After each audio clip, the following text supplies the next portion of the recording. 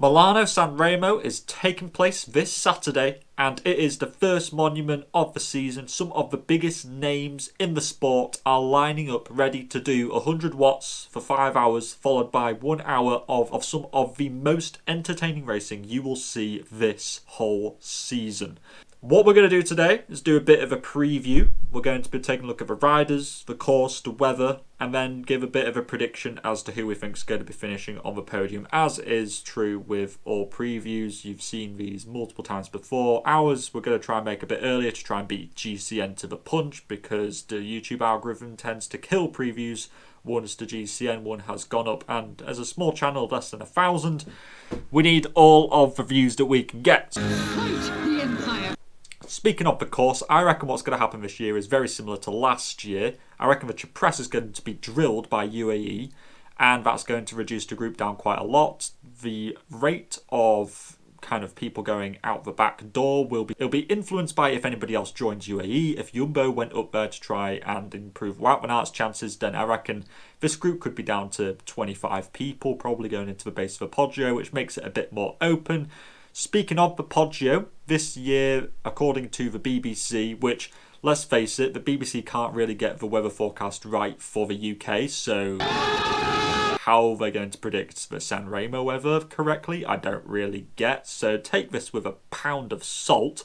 But they say that it's going to be a northeasterly wind of 18 miles an hour, so that's pretty blustery, to be honest with you. You'd certainly dry your clothes out pretty fast in those kind of wind conditions, and it's going to be like mid-teens in terms of temperature. The wind is important because in the part where people usually attack in the latter half of the Poggio, that's where it's going to be crosswind, and like I said, it's going to be a very strong crosswind, so it's going to really string out this group if anybody's attacking, and it might just snap the elastic down the line. If you're behind the person who can't hold the wheel, then you are absolutely because you're going to have to put in such an effort to try and close the wheel. And I'm expecting, and everybody's expecting, Pogacar to go full gas up that part. And I think that some of the other names will go with him. You know, Wout and Mathieu, I expect to probably be able to go with him. And then we'll see what the sprinters can do. But let's talk about some of the people. So, of course, we've got Pogacar, Wout and Mathieu. I'd say that those are the big three favourites going into this race. We've got last year's winner, Mohoric, who will have the biggest cajoolies of them all, deploy his dropper seat post, which, by the way, I am so sick of people dwelling on that, but whatever. Thinking he's Loic Bruni, Finn Isles or Danny Hart or something, deploying a dropper seat post on a road bike. Honestly, get a grip. But anyway, then you got sprinters like Pedersen, Gamay, Caleb Ewan, Arnaud Delis, the other ones like Bennett and Cav will be spat out the back. Pidcock won't be here, I expect, probably because he's crashed twice in Tirreno. That's not confirmed, that's just me speculating.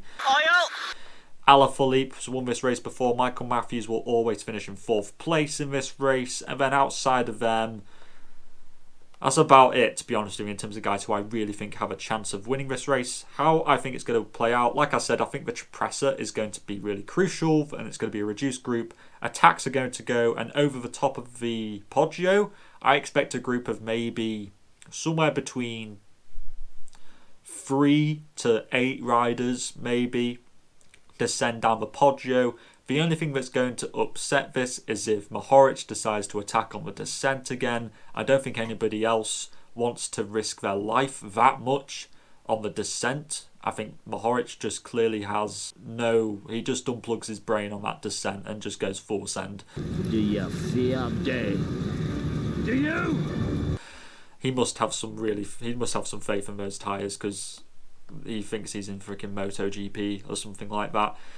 And I think that what will happen is this group, as long as Mohoric doesn't attack, will get onto the Via Roma and then they'll start looking around probably, and then a rider will counter-attack from that group and then solo away to victory. And it will be the 3rd solo victor in a row at Milano Sanremo. So in terms of who I think should be getting into that group, like I said, the big three, probably Pedersen, probably Gamay as well.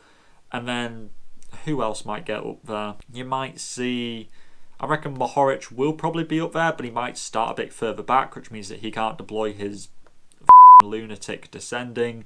Caleb Ewan might be there. I don't want to say that he won't be, but I reckon he'll be close. It depends what kind of form he's in. Delis, I'm questioning because He's a debutant here. He's never done a race of this distance before, even if it is the easiest 300 kilometres they'll probably do. Wout van Aert could have Christophe Laporte alongside him, which would really help. But I think that, personally, here's how I see this happening. And I guess I may as well just go into my podium prediction right now. I think that in third place will be Wout van Aert because, as we all know, Wout van Aert can't win a one-day sprint because that's just how Wout van Aert does things. I think that in second place will be Mads Pedersen because I just think that he's looking really good at the moment. And then in first place, the person who is going to ping off the front in the last 2 kilometres off of the base of the Podio is going to be none other than Tadej Pogacar. And I just think that he's got that racer instinct and he's just not afraid to just go and just full send, just risk it all, put it all on the line. And I think that as a guy who will probably look around and realise that he's not the fastest sprinter there, when you look around, you'll probably see Pedersen, Wout van Aert and Mathieu van der Poel there. He'll be more than likely inclined to go and attack early. And in the closing stages, when you get into those Group 2 dynamics, they end up just losing time and looking at each other. The only thing that could influence that is if Christophe Laporte is there for Wout van Aert and he could maybe close the move down or follow it. And maybe he could beat Pogacar as well. But this is probably the race where the most amount of different predictions could take place, so be sure to put your podium prediction in the comments down below. And all that is left to say is to keep safe out there, and I'll see you in the next video. Salut!